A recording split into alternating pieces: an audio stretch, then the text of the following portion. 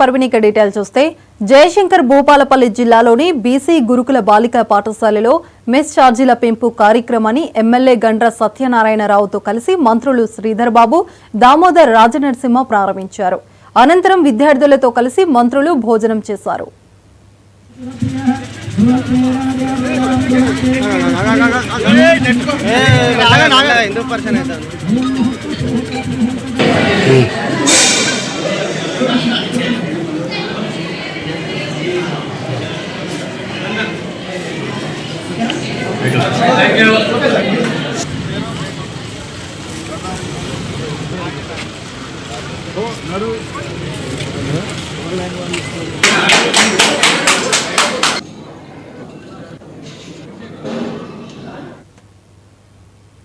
ప్రభుత్వం ఖర్చు పెట్టే ప్రతి రూపాయి పేదవారికి చెందే విధంగా అధికారులు సహకరించాలని మంత్రి పొంగిలేటి శ్రీనివాసరెడ్డి అన్నారు.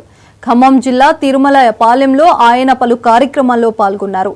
మాదిరిపురంలోని గిరిజన గురుకుల పాఠశాలలో విద్యార్థులకు అందిస్తున్న డైట్ ను మంత్రి పరిశీలించారు. ఈ సందర్భంగా ఆయన విద్యార్థులతో కలిసి భోజనం చేసిన అనంతరం నూతనంగా నిర్మిస్తున్న హాస్టల్ భవనాన్ని పరిశీలించారు. ఎన్నికల సమయంలో ఇచ్చిన హామీలే కాక ఇవ్వని వాటిని కూడా అమలు చేస్తున్నామని చెప్పారు. గడిచిన 10 సంవత్సరాలలో బీఆర్ఎస్ ప్రభుత్వం పేదవారి పిల్లలను పట్టించుకోలేదని మండిపడ్డారు.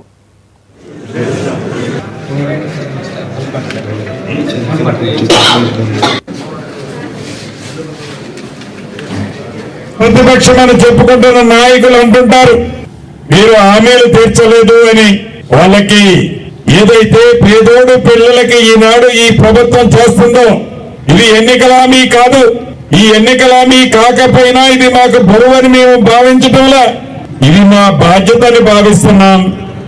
ఇటువంటి అనేక కార్యక్రమాలని ఎన్నికల హామీ కాకపోయినా వేటికి ప్రధానమైన ప్రాధాన్యత ఇవ్వాలనో వాటికి మొదట ప్రాధాన్యత ఇస్తూ ఆ కార్యక్రమాలన్నీ సక్రమార్గంలో పెడుతూ ఇందిరమ్మ రాజ్యంలో ఈనాటి అనేక కార్యక్రమాలను ఈ ప్రభుత్వం చేపడుతుంది. ఒకటైతే నిజం, ఇందిరమ్మ రాజ్యంలో విద్యకి వైద్యానికి పెద్దపీట వేశాం.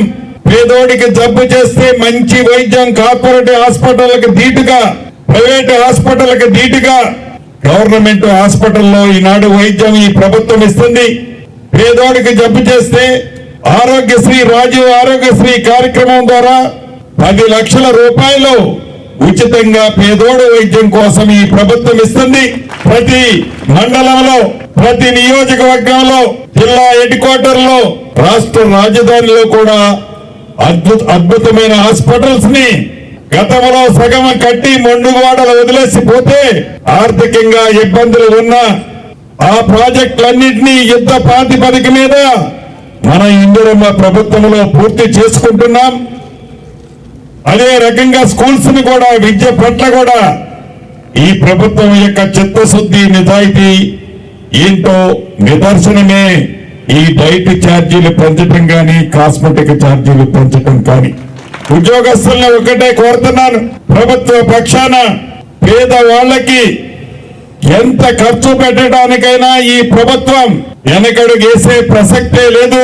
ఖర్చు పెట్టే ప్రతి రూపాయి అది సద్వినియోగం అయ్యే విధంగా, పేదోడికి చెందే విధంగా, పేదోడు బతుకులు బాగుపడే విధంగా మీరందరూ సహకరించి ఏ మంచి ఉద్దేశంతో, ఏ పేదోడు పిల్లలు మంచి చదువులు చదువుకోవడం కోసం ఈ ప్రభుత్వం ఈనాడు ఈ డైట్ ఛార్జీలు, ఈ కాస్మెటిక్ ఛార్జీలు పెంచిందో వాటిని సద్వినియోగం అయ్యే విధంగా అధికారులంతా ఆ దిశగా పయనించాలని మనస్ఫూర్తిగా కోరుకుంటూ, ప్రతిపక్షమని చెప్పుకుంటున్న నాయకులు అంటుంటారు మీరు హామీలు తీర్చలేదు అని. వాళ్ళకి ఏదైతే పేదోడు. భద్రాద్రి కొత్తగూడెం జిల్లా దమ్మపేట